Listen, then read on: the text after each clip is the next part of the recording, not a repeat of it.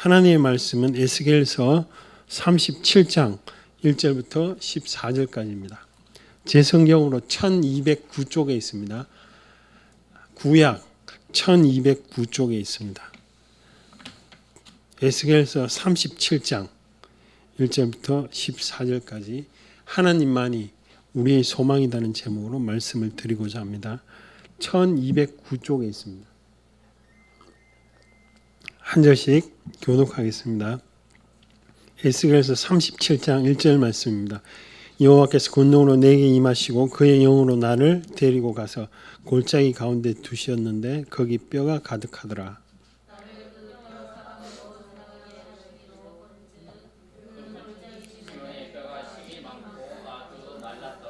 그가 내게 이르되 인자의 이 뼈들이 능히 살 수 있겠느냐 하시기로 내가 대답하여 주 여호와께서 주께서 아시나이다.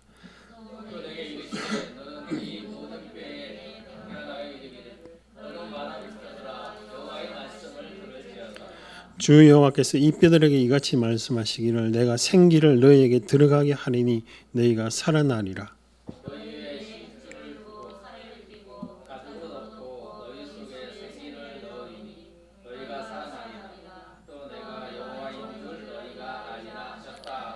이에 내가 명령을 따라 대언하니 대언할 때에 소리가 나고 움직이며 이 뼈 저 뼈가 들어맞아 뼈들이 서로 연결되더라.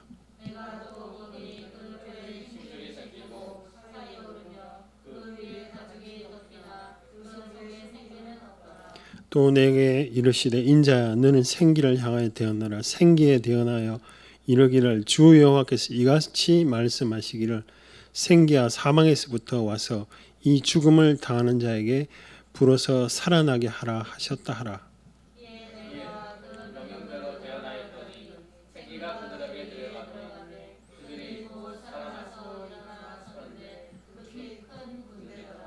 또 내게 이르시되 인자의 이 뼈들은 이스라엘의 온 족속이라. 그들이 이르기를 우리의 뼈들이 말랐고 우리의 소망이 없어졌으니 우리는 다 멸절되었다 하느니라.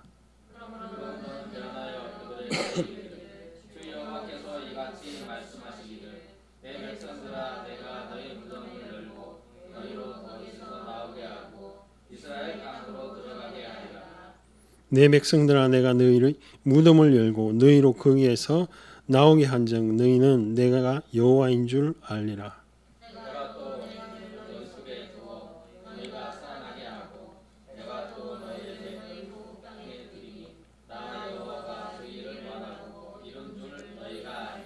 아멘. 아멘. 이 본문은 잘 아는 대로 많은 뼈 환상이라고 환상은 보통 영화 보듯이 이렇게 보이는 것을 말하지만 이는 환상 체험 뭐 이런 거죠. 이상이라고 하기도 하는데 자기가 직접 이렇게 마른 뼈 가운데 서 있는 모습을 볼 수 있습니다. 에스겔은 이스라엘이 바벨론이 2차 침입 때 잡혀갔던 사람입니다. 저기 갈대아 그 공중정원이라고 바벨론 수도에 잡혀가서 뭐 했느냐 이렇게 막노동하고 백성들하고 같이 살았습니다. 예레미야도 동시에 사람인데 예레미야는 본국에 살았고 다니엘은 그 바벨론 궁전에 살았던 같은 세 사람이 같이 이렇게 살았는데 25살 때 끌려갔습니다. 30살 때 환상을 봤습니다. 1장에서부터 32장까지는 이스라엘 백성들이 너희들이 우상을 섬겼기 때문에 심판한다 이렇게 기록하고 있습니다. 그런데 33장에 보니까 예루살렘이 망했습니다. 에스겔이 끌려온 지 12년 정도 지났을 때 예루살렘이 망했다는 소식이 들려왔습니다. 그때부터 이렇게 예언 내용이 바뀝니다. 어떻게 바뀌느냐? 심판은 이제 회복, 또 위로 이런 내용으로 이렇게 바뀌게 되는데 34장부터 37장까지가 같은 메시지입니다. 이스라엘 회복을 이야기하고 있습니다. 우리 마른 뼈, 여러분 곰탕 같은 거 이렇게 할 때 보면 뼈 같은 거 이렇게 있잖아요. 저도 어릴 때 그 뼈를 갖고 장난친 기억이 있는데 완전히 아무런 그 어떤 살점도 없을 뿐만이 아니라 물기가 바짝 마른 그런 뼈들은 강아지도 안 물고 가더라고요. 제가 한번 줘봤는데 그러니까 죽은 지가 굉장히 오래됐다는 겁니다. 여기 3절에 보면 이 뼈들이 능히 살 수 있겠느냐. 에스겔이 봤을 때도 이건 살 수가 없어요. 누구든지 사람이면 그 많은 뼈가 살 수가 없는 걸 압니다. 죽은 지가 시간이 오래되면 완전 아무런 그 물기도 없고 바짝 말랐다는 거죠. 회복 불가능한 상태를 이야기하고 있습니다. 근데 그게 뼈가 아주 많아요. 모든 어떤 많은 무리를 이야기하고 있죠. 근데 뭐라고 이야기하느냐면 에스겔이 믿음의 말을 합니다. 주께서 하신다. 주님이 이 뼈라도 살리시면 살릴 수 있다라는 믿음을 가지고 있죠. 왜 이런 환상을 받느냐? 우리 11절을 다시 한번 읽어보겠습니다. 같이 한번 읽어볼게요. 시작. 또 내게 이르시되 인자야 이 뼈들은 이스라엘 족속 그들이 이러기를 우리는 타국에서 바벨론이라는 나라에 끌려와 가지고 지금 노역을 하고 있어요. 무슨 소망이 있습니까? 나라가 있는 것도 아니고 이 공사가 언제 끝날지도 모르고 그냥 정복당했기 때문에 바벨론에게 망했기 때문에 힘으로 그냥 안 하면 죽이니까 노예 생활을 하고 있습니다. 무슨 소망이 있습니까? 그러니까 여기 말한 대로 자기의 상황이 마른 뼈와 같다는 거죠. 그리고 소망이 없다라고 말을 하면서 그들의 생각이 멸절되었다. 우리는 이제 끝이다. 우리 민족 다 망했다. 완전히 망했다. 이러는 상황을 마른 뼈로 하나님이 지금 보여주고 있습니다. 하나님이 그 사람들이 남자는 노동력이라고 제공하죠. 여자들은 얼마나 더 비참하게 다 잡혀가고 이렇게 성적으로도 그런 놀이객감으로 이렇게 잡혀가는 그 참혹한 상황에서 하나님이 그 상황을 직접 보시고 그 상황을 보시고 이런 예언을 보여주십니다. 여러분 세상의 신이 이런 신이 없습니다. 불교는 깨달아야 됩니다. 자꾸 이렇게 내 욕심 때문에 그렇다라고 깨달아야 되는 거고 모슬렘 믿으면 그 율법대로 안 하면 이렇게 신이 분노하고 심판하고 그것밖에 없지 하나님 사람의 마음을 위로하거나 또 희망을 주거나 이런 신은 없습니다. 가톨릭은 자꾸만 선을 베풀어야 그것이 차곡차곡 쌓이면 천국 갈지도 모른다. 이런 공덕설이라고 합니다. 다 그런 신들입니다. 그러니까 다른 종교를 딱 말하면 우리가 신을 위해서 뭔가를 해야 돼요. 그 신을 위해서 좀 열심히 하면 그 신이 이렇게 축복해주고 잘 살게 되고 그러는 신관을 가지고 있습니다. 그런데 유독 성경에 나오는 여호와 하나님만이 사람의 아픔을 아시고 너희들이 멸절되었구나 라는 걸 아시고 희망을 위로를 보내주신다는 겁니다.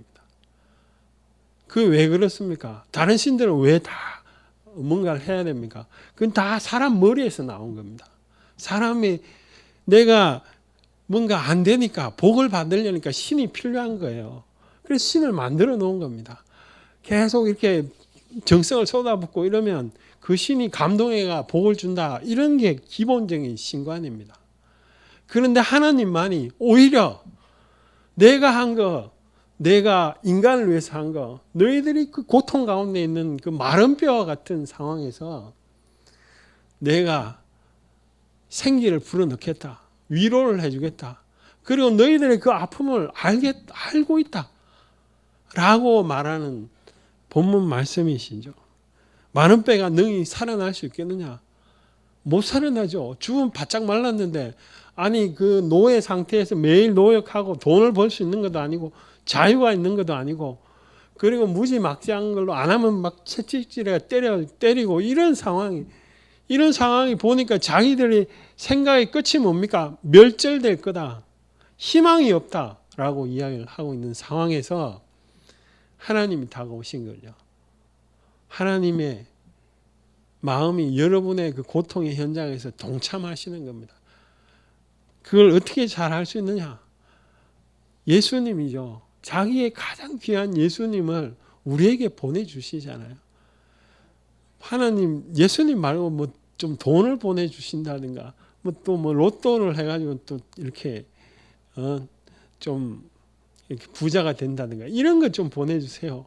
이러는 분이 있을 수도 있지만 하나님은 그거는 잠깐뿐이라는 거죠. 영원하고 의미 있는 삶, 하나님의 백성으로 사는 삶을 살려면 내가 너희들을 향해서 한 십자가의 그 은혜를 기억하고 나오라고 말씀하고 있습니다. 두 번째로 하나님께서는 이 뼈들에게 이렇게 이야기를 합니다. 6절 말씀을 5절 6절 같이 한번 읽어보겠습니다. 시작. 내가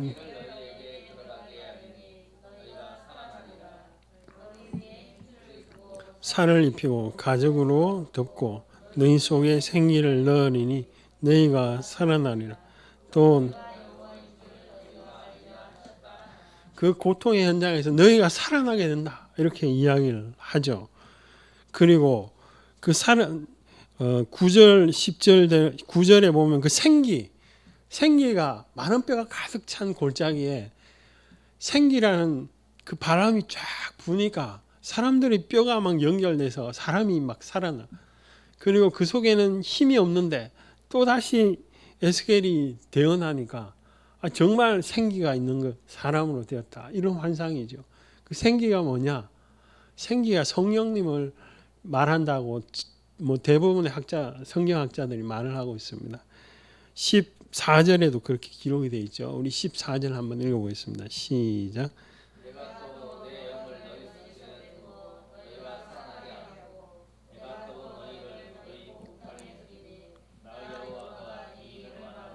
이런 줄을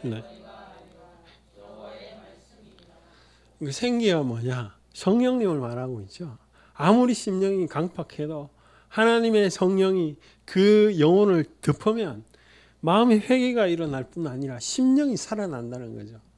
정말 내가 오늘 죽어서 어떻게 할고 내일 어떻게 살고 아니면 또 내가 하나님하고 아무 상관없는 삶을 살다가 정말 하나님에 대해서는 마른 뼈와 같은 사람이라도 하나님의 성령이 십자가의 은혜로 그 속에 임하면 내 인생의 방향이 하나님 앞에 의미 있는 삶으로 나아간다는 거죠.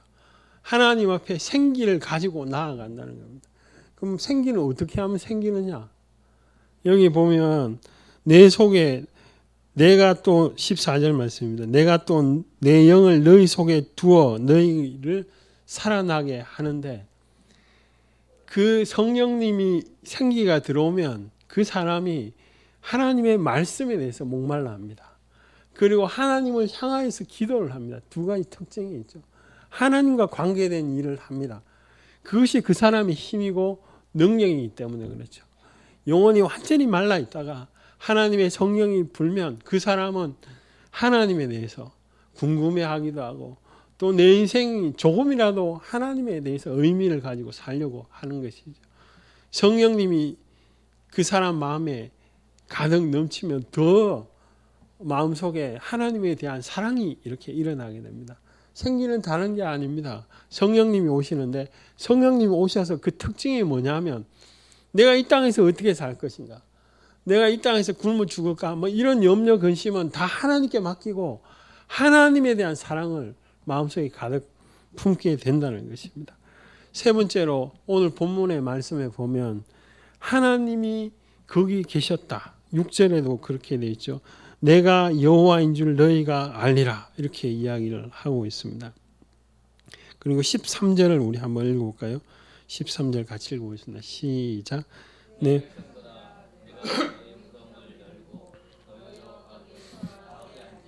내가 계속 14절에도 내가 여호와인 줄, 이 에스겔의 그 주제입니다. 여호와 산마라고 그러죠. 여호와께서 거기 계셨도다.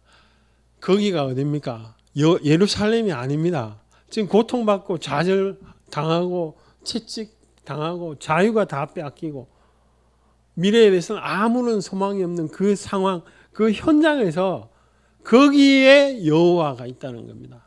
내가. 그리고 거기에 대해서 뭐라고 이야기하느냐 하니까 12절 말씀대로 너희의 상황이 무덤과 같을지라도 무덤을 열고 너희로 거기서 나오게 하는 것은 나 여호와라는 거죠. 여호와만이 그 일을 가능케 하셨죠. 실제로 이게 예루살렘이 망했으면 586년 정도 이렇게 소식이 지나서 이 환상을 봤기 때문에, 그런데 이스라엘 백성들이 그 바벨론 땅에서 다시 이렇게 예루살렘으로 돌아가게 됩니다. 어떻게 돌아가느냐? 바벨론을 또 정복한 페르시아입니다. 페르시아의 왕이 다 돌아가라고 그래요. 그 우연에 그런 게 아니냐? 아니요. 이사야서 150년 전에 이미 이사야서 45장 1절에 보면 고레스 왕이 그렇게 할 거라고 예언을 하고 있습니다. 하나님이 이미 이 백성들을 포기한 게 아닙니다. 너희들이 우상 숭배해가지고 그렇지만 내가 다시 여기 환상처럼 돌아오게 하게, 무덤을 열고 다시 돌아오게 하겠다. 이렇게 한 결과 실제로 돌아가죠. 실제로 역사적으로 그 이스라엘 백성들이 1차, 2차, 3차에 걸쳐서 돌아갑니다. 537년에 그 고레스 왕이 돌아가라, 페르시아 왕이 돌아가라 했기 때문에 여기 보면 그 회중이 4만, 여기 성경에 나와 있습니다. 숫자까지 정확하게 나와 있습니다. 그 다 합쳐가지고 49,897명 정도가 돌아옵니다. 2차에도 에스라를 비롯해가지고 1,775명이 돌아오고 3차에 느헤미야와 돌아오는데 그 숫자는 기록이 안 되어 있습니다. 하나님이 실제로 아무런 소망이 없는 포로 상태의 사람들을 예루살렘으로 이 예언 그대로 돌아오게 합니다. 그런데 이것이 위로가 됐느냐? 이 절망 중 사람들이 위로가 된 사람이 있고 위로가 안 된 사람이 있습니다. 무슨 말이냐? 에스겔이 말할 때 하나님의 말씀으로 받아들이는 자는 그것이 능력이고 큰 위로가 됐습니다. 아무런 소망이 없는데 에스겔이 환상을 봤대. 그 환상의 내용이 하나님께서 우리를 돌아가게 한대. 이게 이만큼 얼마나 큰 위로와 희망이 됩니까? 그런데 안 된 사람들은 뭐냐? 안 된 사람들은 에스겔이 말하는 것을 하나님의 말씀을 안 받는 사람입니다. 우리가 노동하고 이렇게 하는데 무슨 그런 일이 일어나리요? 택도 없는 소리 하지 마. 그 목사님이 오늘 말씀한 대로 감사 그런 기도, 이렇게 감사에 대해서 영원히 하나님이 도와주시고 또 인도하실 거다. 그게 얼마나 큰 소망입니까? 근데 그게 무슨 내 지금 이 고통받는 현장에서 무슨 능력이 된단 말이야? 이러면 그것이 능력이 되지 않습니다. 이스라엘 백성도 마찬가지입니다. 많이 흩어져서 바벨론 땅에서 끝까지 살다가 죽은 사람도 있고 그렇습니다. 그 사람들이 하나님의 말씀을 정말 하나님의 말씀으로 받아들이면 그것은 큰 위로가 됩니다. 여기 49,897명이 역사 현장 속에서 돌아왔죠. 그건 그 사람의 능력이 된 거예요. 그 말씀이, 이 마른뼈의 환상이 큰 능력이 된 것이죠. 우리도 마찬가지입니다. 우리도. 목사님 자꾸 기도하면 된다고 그러고 하나님 살아계신다고 그러는데 내 삶 속에, 내 삶의 현장에서는 그게 도무지 아무런 능력이 안 돼요. 그러니까 안 되는 거예요. 내가 느낌도 감정도 생각도 안 될 것 같은데 목사님이 그렇게 하니까, 그 목사님이 다른 게 아니고 성경 말씀이 내 백성을 단 한 명도 헛되게 사용하지 않고 하나님의 일, 의미 있는 곳으로 내가 부르겠다고 한 그 말씀을 붙잡고 정말 나도 그렇게 살아보리라, 그 믿음을 가지고 그런 자들은 다 이스라엘 백성 예루살렘 땅으로 다 돌아갔죠. 우리의 삶이 현장이 어떻습니까? 여러분 목사니까 정말 구름 땅도 안 밟고 이렇게 폴짝폴짝 다니고 그렇게 보이십니까? 그렇지는 않죠. 동일하죠. 동일하게 월요일부터 토요일까지는 세상을 선택할 것이냐, 또 여호와를 선택할 것이냐, 또 믿음을 어떻게 하면 이 이렇게 강하게 또 세상에 지지 않을까 이런 고민을 하고 다 삽니다. 성도들도 마찬가지입니다. 삶의 현장에서 그 말 안 듣는 손녀, 손자들, 며느리, 또 아들들 이걸 도대체 어떻게 하나님께로 인도할 거냐. 그 삶의 현장이 무덤과 같고 또 삶의 현장이 참 무덤이라는 게 아무런 소망이 없는 현장 아닙니까? 그 속에 하나님이 거기 계시다. 하나님이 여기에도 계시다. 내가 이 일을 행한다라는 그 말씀을 부여잡고 사는 자만이 하나님께 능히 무덤을 여시고 거기서 나오게 하신다는 것입니다. 여러분, 하나님의 말씀이 2000년 전에도 진실이었고 지금도 진실인 줄 믿습니다. 지금도 우리의 삶의 현장 속에 하나님은 찾아오시는 줄 믿습니다. 그것을 어떻게 압니까? 그 증거가 뭡니까? 예수님이죠. 십자가에 죽으신 그 예수님이 나뿐만이 아니라 모든 믿는 자들에게 분명히 보여서 알게 하신 그 예수님입니다. 그 하나님이 그냥 예수님이 여러 명이서 하는 분 준 게 아닙니다. 유일한 자기의 존재, 사랑하는 존재였죠. 그 존재가 인간이 되어서 오셔서 우리의 삶의 현장에서 찾아왔고 우리가 하나님을 위해서 뭘 해라는 게 아니라 하나님이 우리의 죄를 다 담당한 그 예수님이시죠. 그것이 우리의 능력인 것입니다. 그것을 믿고 내가 오늘도 믿음 가운데 살아야지. 그랬더니만 옆에 사람이 자꾸 나를 충동질해가지고 막 화를 내게 만들어. 그래서 화를 냈더니만 믿음이고 뭐고 아무것도 없어. 아무것도 없으면 그럴 때 어떡합니까? 다시 그 십자가의 은혜로 붙들고 나가야 되는 거죠. 회복할 수 있는 길을 열어주신 거죠. 하나님이 그 무덤 같은 곳에 빠져나오라고 말씀하셨잖아요. 그러면 그 말씀을 들은 자는 어떻게 해야 됩니까? 그 말씀을 믿고 하나님 앞으로 달려가면 됩니다.